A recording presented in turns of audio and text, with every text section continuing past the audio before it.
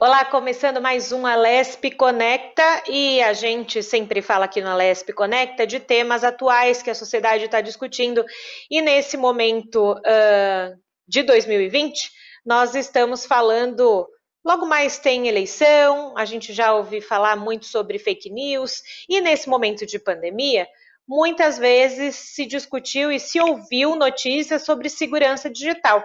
E esse é o nosso tema de hoje aqui no Alesp Conecta. Quem me ajuda nesse programa de hoje é o Dr. Ricardo Vieira de Souza, advogado. Ele é especialista em direito digital. Então, bem-vindo, Dr. Ricardo, ao Alesp Conecta.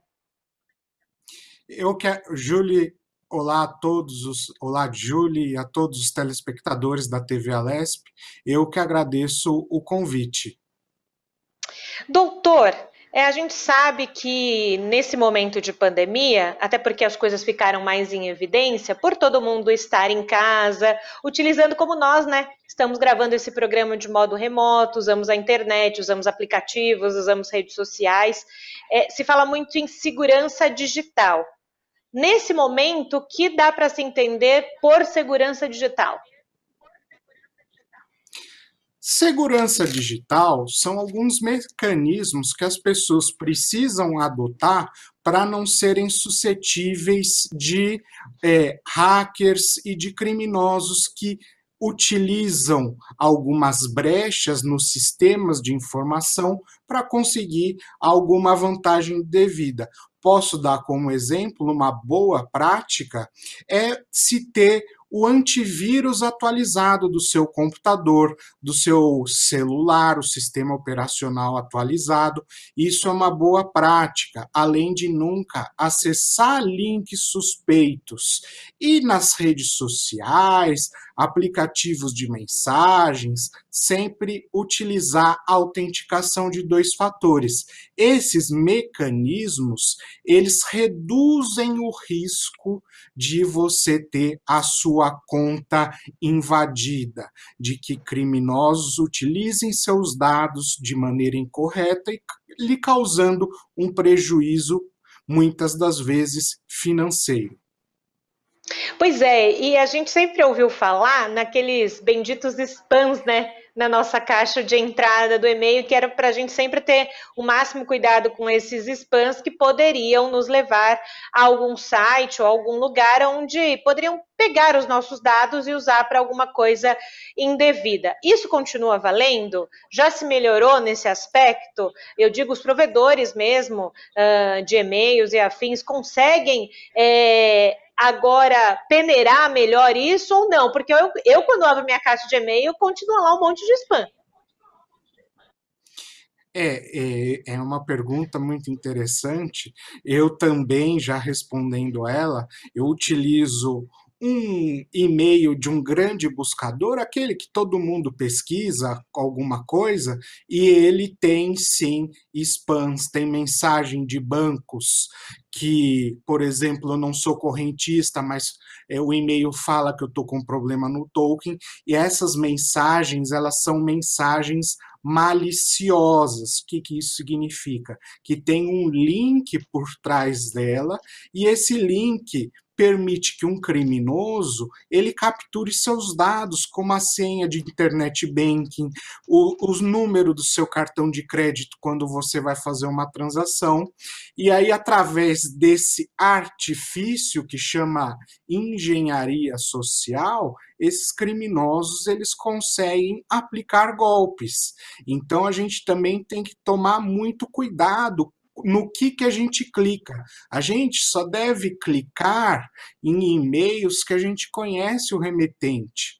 O banco, por exemplo, ele não manda e-mail falando que o seu token expirou, que está com problema de cadastro. Esse tipo de e-mail ele é fraudulento. E quando você tiver dúvidas sobre isso, liga para gerente, liga para o seu gerente, pergunte se está certo, se não está, antes de clicar. É melhor se prevenir e ter uma cautela antes de você tomar alguma atitude. E esse assunto já estava à tona, né, em voga, antes mesmo da pandemia, mas eu tenho lido algumas notícias de que essa questão de segurança digital se tornou ainda maior a discussão nesse momento de pandemia. Então, para quem está em casa, não é especialista sobre o tema, doutor Ricardo, por que nesse momento de pandemia, nesses últimos meses, a questão de segurança digital ficou tão mais latente nas discussões? Vou dar um exemplo. Recebi notícia recente que criminosos estariam utilizando o CPF das pessoas para solicitar auxílio emergencial. Então, essa questão de você proteger os seus dados e de tomar cuidado agora é muito maior porque tem essa campanha do governo solicitando esse auxílio, e quando tem dinheiro envolvido e de maneira, digamos assim, entre aspas, fácil, criminosos vão estar atrás tentando aplicar golpes. Eu posso dar um exemplo. No passado, a gente via muitos golpes em relação a benefícios do INSS de pessoas que buscam aposentadoria. Agora, os criminosos migraram para esses golpes relacionados ao auxílio emergencial. E assim vai acontecendo, porque eles têm uma criatividade muito grande e os golpes vão se alternando.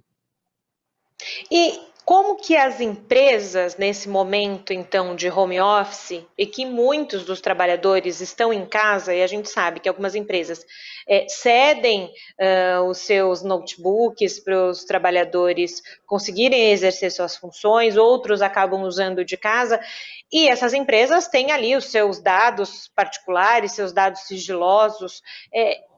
Implementar políticas de segurança é necessário e se tornou ainda mais necessário nesse momento de pandemia, porque está circulando muito mais, não sei se eu estou certa, mas me parece que hoje em dia se circulam muito mais dados pelas redes do que antes, ou não? Com certeza, as empresas sim estão adotando políticas da informação nessa situação excepcional, justamente porque o funcionário acessa o sistema da empresa dentro de casa. O que acontece nesses casos de empresas? Eu posso citar um exemplo de um parente próximo. As empresas utilizam uma tecnologia chamada VPN, que é Virtual Private Network, é uma rede privada que você se conecta direto com os computadores da empresa, e aí isso mitiga o risco de você ter a sua conexão hackeada ou interceptada quando você estiver navegando na internet. Mas isso eu estou falando de uma empresa de grande porte. As outras empresas, elas têm que sim investir em política de tecnologia da informação, com softwares, com hardwares, para inibir a ação de crime. Isso é um jogo de gato e rato, pessoal, pode entender. Sempre que os criminosos atuam em determinada vulnerabilidade, você vai ter que ir lá e consertar. E é assim que funciona a tecnologia. A tecnologia, a segurança da informação, ela não é perfeita. Os criminosos entram nas brechas, e essas brechas elas têm que ser consertadas. Agora, doutor, o senhor é especialista em direito digital e a gente vai para esse outro lado sobre crimes virtuais, né? Hoje, como o mundo da justiça, como o mundo do direito julga os crimes virtuais? Hoje, para quem está ouvindo, vendo a gente, está ouvindo esse tema pela primeira vez, há uma lei específica sobre crimes cibernéticos? Nem sei qual que é a alcunha correta aí sobre isso.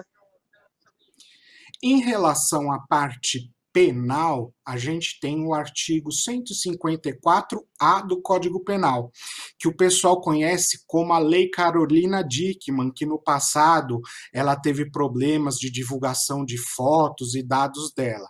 Esse artigo do Código Penal, ele justamente reprime aquele criminoso que invade indevidamente o seu computador, que invade indevidamente algum dado seu para obter alguma vantagem. Essa lei, esse artigo foi introduzido no nosso Código Penal, que é de 1940, ele é muito importante. Existem outros crimes, a gente pode considerar em relação a esse artigo 154A, que ele é um avanço, mas existem coisas que precisam ser aprimoradas no nosso Código Penal, porque a tecnologia é muito dinâmica. Por exemplo, você compra um celular, um computador no mês de janeiro, chega no final, se aproximando do final do ano, outubro, novembro, a tecnologia já vai estar ultrapassada. E nós, a sociedade, ela deve acompanhar esse avanço tecnológico. Vou citar um exemplo de também uma lei que é muito importante, que é a Lei Geral de Proteção de Dados Pessoais. Ela não é uma lei penal, mas é uma lei que protege os dados do cidadão. Por exemplo, eu vou num prédio e o prédio coleta o meu RG para eu ir numa clínica médica. A lei vai ser aplicada a esse prédio. É um exemplo mais simples, mas tudo se aplica basicamente à Lei Geral de Proteção de Dados Pessoais. E a gente precisa lembrar que a Lei Geral de Proteção de Dados entraria em vigor agora nesse segundo semestre, a partir de agosto, foi postergado para o início de 2021. Aproveitando que o senhor falou sobre a Lei Geral de Proteção de Dados, esse momento em que entraria em vigor agora e se jogou para o ano que vem, o que isso vai impactar de verdade com relação à proteção e privacidade das pessoas?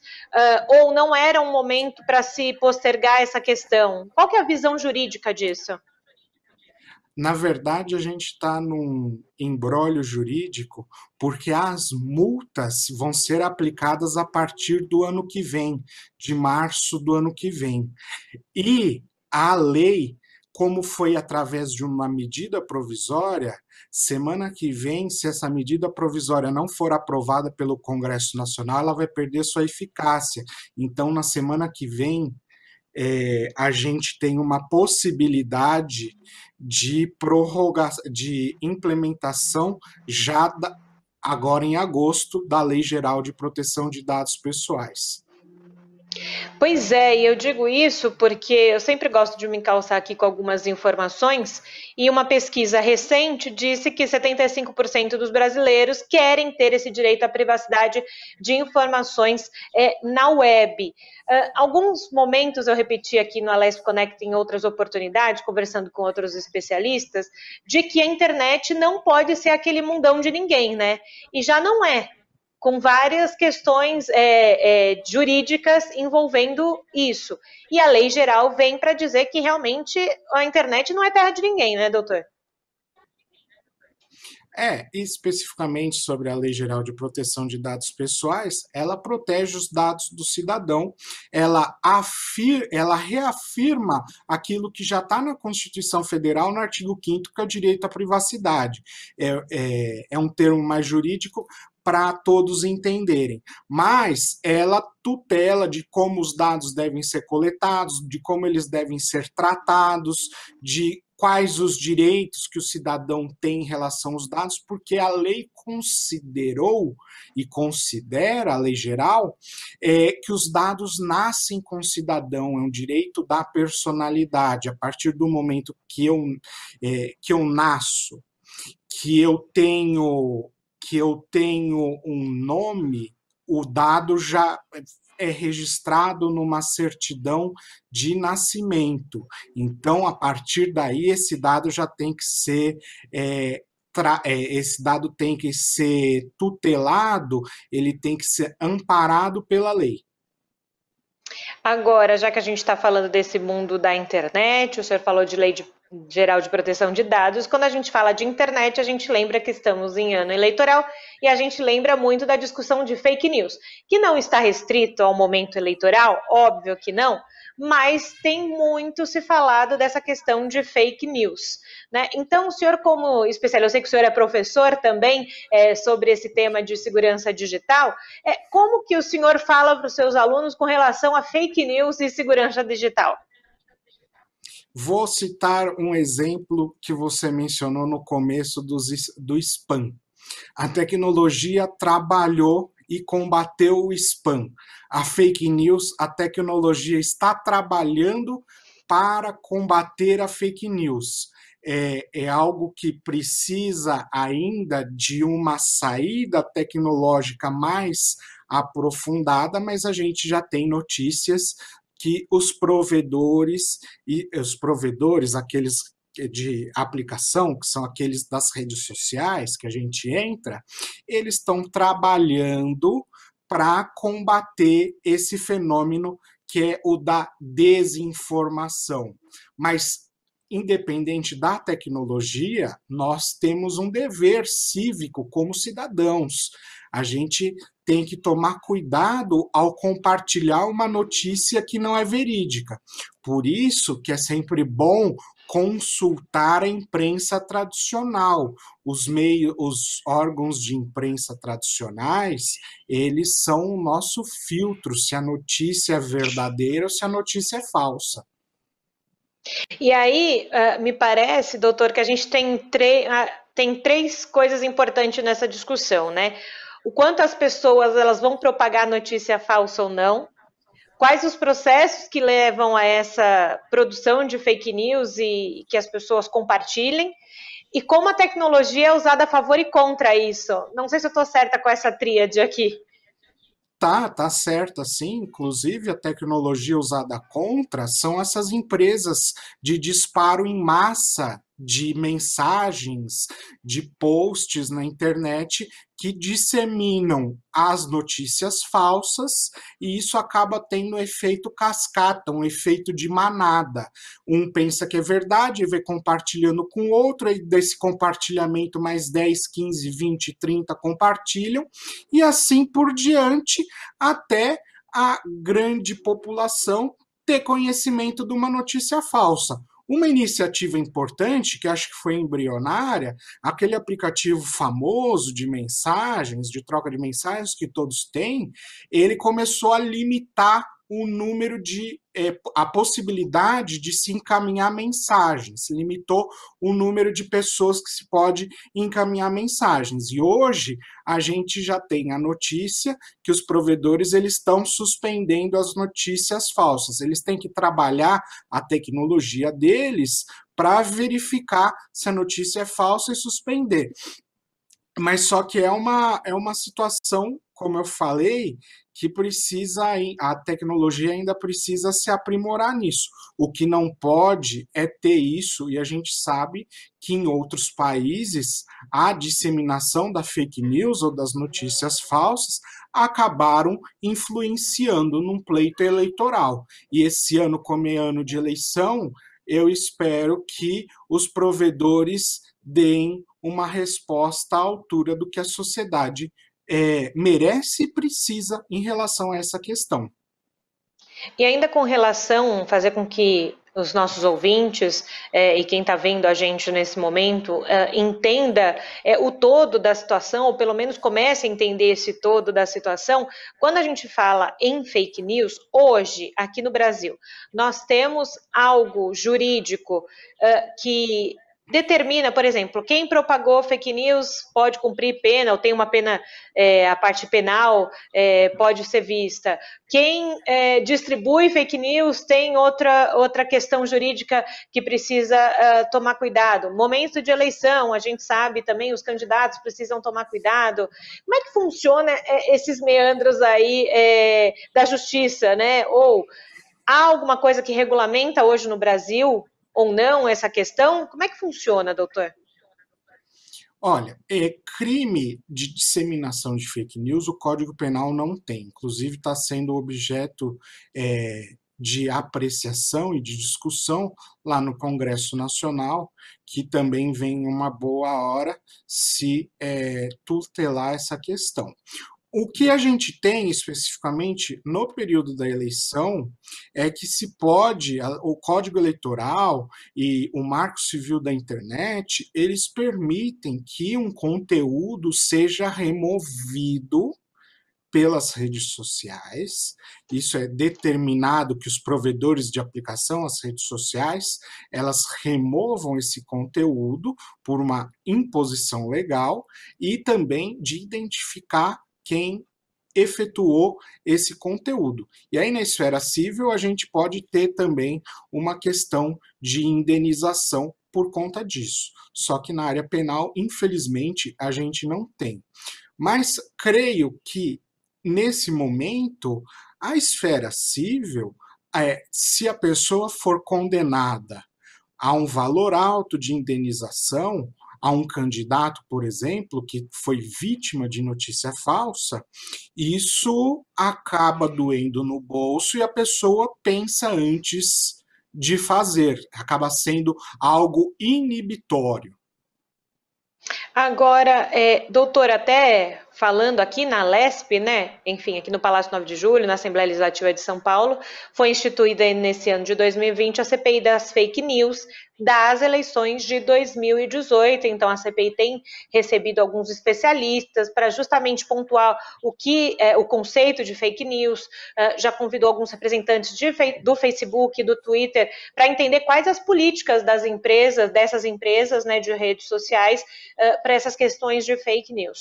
É preciso, o senhor falou agora do governo federal também, lá no Senado, é preciso se discutir mais nas casas de lei sobre essa questão?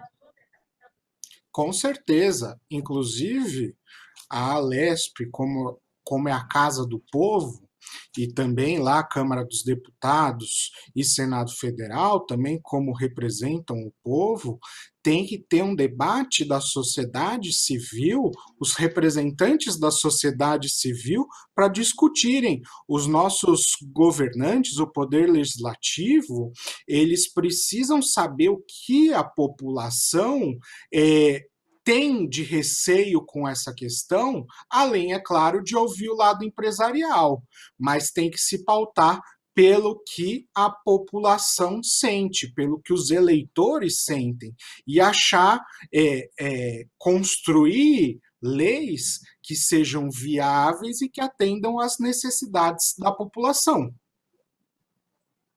Agora, justamente nessa questão de discussão, de debate com a sociedade, né? É importante que a sociedade entenda que ela faz parte dessa questão, não da produção de leis, mas que ela influencia na produção de leis, não é? Exatamente. Eu não sei, para quem não conhece, tem o Comitê Gestor da Internet, que é um órgão multissetorial que é composto por representantes da sociedade civil, setor tecnológico, comunidade científica, representantes do governo. É o que a boa prática de todos os órgãos da internet, que atuam na internet mundialmente, falam sobre a governança da internet. Então, esse Uhum. debate multissetorial, ele não ouve um lado só, ouve todos para a construção de uma internet melhor. E penso que esse é o caminho legislativo.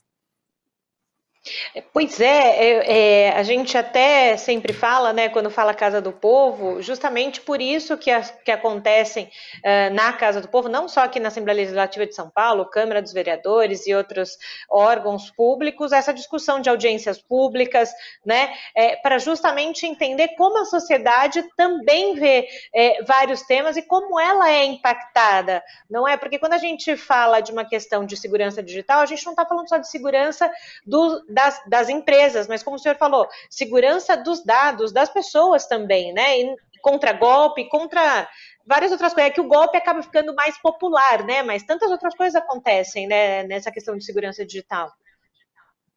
exatamente. Existem vários desdobramentos em relação à segurança digital. E eu brinco, eu vou pegar aqui o telefone. Essa marca de telefone aqui que eu tenho, não vem ao caso, ela sabe tanto da minha vida quanto a minha esposa. Uhum. Eles coletam dados absurdos, sabem da minha saúde, quanto tempo eu fico de pé, quanto tempo eu fico de pé durante o dia, quantos passos eu dei, que horas eu vou dormir, que horas eu não vou dormir, do que eu gosto, do que eu não gosto, do que eu compro, o que eu não compro. É, é, são, é E, uma, é, é, Desculpe, eles têm uma gama de dados muito grande que a gente uhum. nem tem noção que eles têm. E é isso que é muito maluco, né? Como eles coletam esses dados. Outro exemplinho básico, né? Por exemplo, você vai lá naquele buscador famoso, você procura alguma coisa. Logo quando você abre as suas redes sociais, pronto, tem lá um monte de anúncios sobre o que você procurou. É muito maluco esse mundo da internet, por isso, quando a gente está discutindo sobre segurança digital, é você entender que você precisa também ter cuidados, né? Porque senão todo mundo sabe da sua vida, não só quem você quer que saiba. Exatamente. Exatamente. E a gente tem um hábito, vou falar do brasileiro, Uhum. a gente tem um hábito de clicar naqueles contratos muito longos, a gente clicar sem ler. E nesses contratos muito longos, eles especificam quais dados coletam. Mas agora, com a Lei Geral de Proteção de Dados Pessoais, eu posso afirmar que isso mudou, porque a lei impõe que o cidadão ele tenha ciência, que ele saiba totalmente o que está sendo coletado sobre ele. E isso é muito importante, porque às vezes a gente liga, entre aspas, o piloto automático e vai aceitando esses termos desses contratos, e depois que a gente sabe que eles coletaram um Ok. dado porque esses dados foram divulgados. Pois é, e eu vou dizer para o senhor que a carapuça serviu, porque eu já assinei termos assim, sem ler tudo. É verdade, e todo mundo, né? Vamos combinar que é como o senhor falou, é difícil alguém que pare para ler, principalmente contrato de operadora, do que vai receber, o que vai não, leia efetivamente. Depois acaba reclamando por algum momento. Talvez seja uma cultura do brasileiro, como o senhor disse, com relação ao brasileiro. Mas, doutor Ricardo, quando o papo é bom, acaba logo. E o nosso Alesp Conecta de hoje, falando sobre segurança digital, está chegando ao fim, mas eu deixo já um convite para a gente, como posso dizer, fazer uma parte 2 sobre segurança digital para a gente abordar outros temas, tá bom? Fico honrado pelo convite, agradeço este convite e ficarei muito honrado pelo próximo convite. Perfeito. A gente falou de segurança digital aqui no Alesp Conecta. Então, você quer rever esse programa que está terminando agora? É fácil. Corre lá na nossa plataforma do YouTube da Assembleia Legislativa de São Paulo. Fica ligado em tudo que acontece por lá, tá bom? Eu fico por aqui. Tchau, tchau.